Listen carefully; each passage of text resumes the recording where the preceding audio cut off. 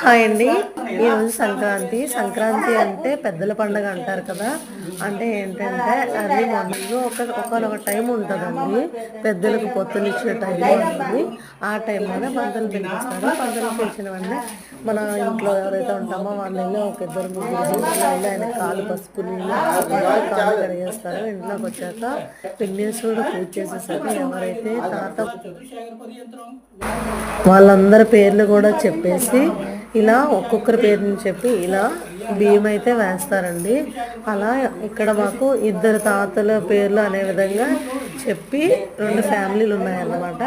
ఇలా అందరి పేర్లు కూడా చెప్పేసి నెక్స్ట్ ఏంటంటే వాళ్ళకి కూరగాయలు వేస్తారు. అదేవిధంగా ఎండు మిరపకాయలు అంటే వాళ్ళకి కావాల్సిన భోజనానికి సరిపడిన విధంగా పెడుతున్నట్టుగా వేస్తారండి. సో చూడండి, ఇలా అన్నీ పెట్టేసి వాళ్ళకి మీకు సమర్పించుకుంటున్నాము అని చెప్పేసి పంతులు గారు అయితే మన చేత చెప్పిస్తారు.